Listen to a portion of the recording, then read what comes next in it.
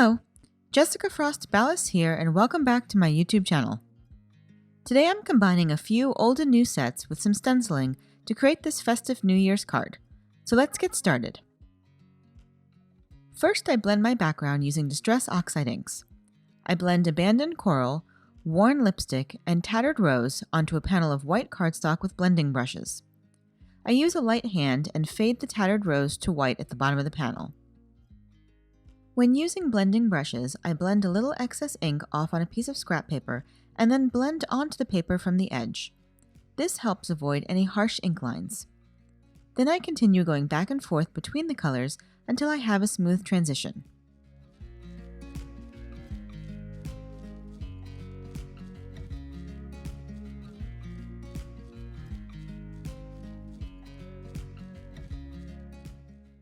Next, I tape a single layer of the Lots of Hearts background stencil over my panel.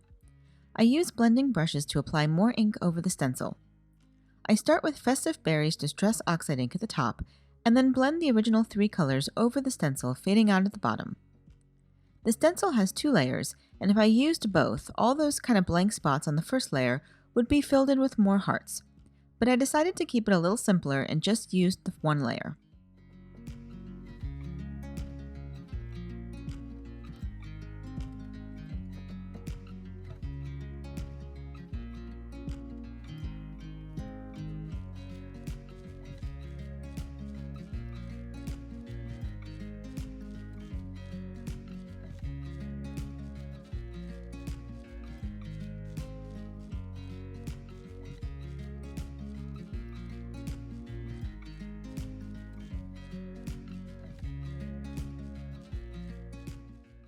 Once I'm done blending, I carefully remove the stencil and dry the panel. I love that fun reveal when you pull up the stencil.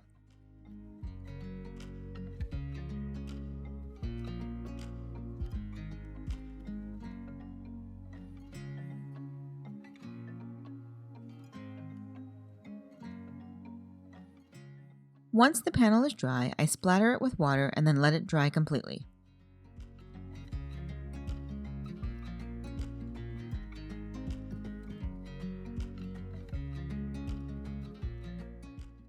While that's drying, I stamp a bunch of images with Copic-friendly black ink. I'm using the Pillow and Couch from Window Scene Winter, the Stool and Shelf from Perfectly Wicked, the Hugging Skunks and Heart Garland from Scent with Love, and the Mantle Clock from Christmas Dreams. I masked off the center of the clock when I stamped so I could change the time to midnight. I colored all the images using Copic markers. I used neutral grays for the couch and toner grays for the skunks. All the wood-toned images are colored with the E70 range, and I used R20s for the reds. I started with my darkest shade first and then blended out to my lightest. Once I was finished coloring, I die cut all the images with my coordinating dies. On a side note, occasionally you will see me using a marker with both ends uncapped. I just refilled a bunch of markers, and in order to avoid accidental ink leaks, I uncap both ends to equalize the pressure in the marker for the first few uses after a refill.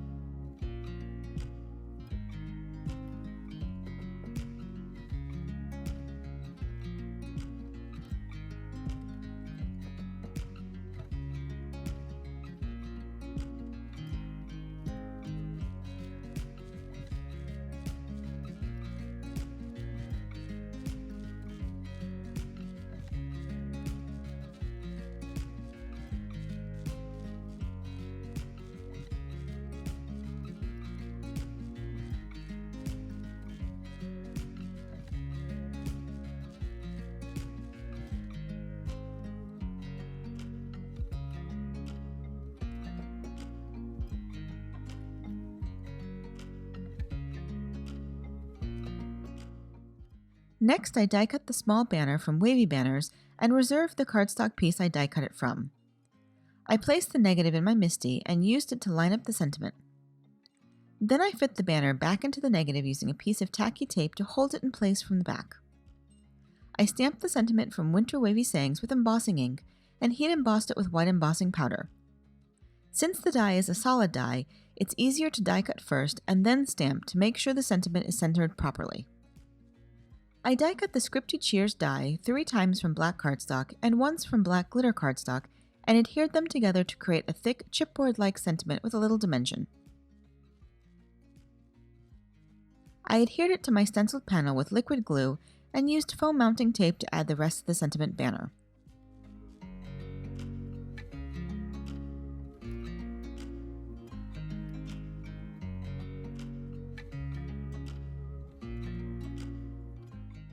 Then I adhered the rest of my images, adding white gel pen accents as I built up my layers.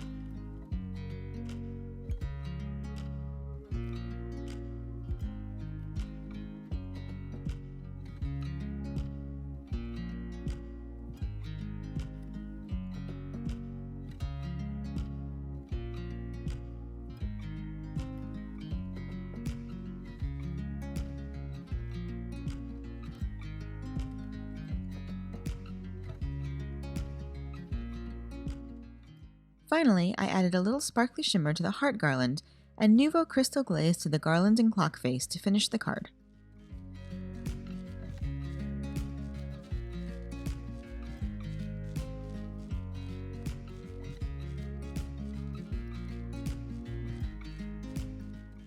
And that's it! You can find more information on the products I used in the YouTube description below or over on my blog. If you liked this video, please give it a thumbs up, and I'd love for you to subscribe to my channel. If you do subscribe, make sure you click the bell so you're notified the next time I post. Here are a few more videos you might be interested in, and until next time, have an amazing day and happy crafting. Bye!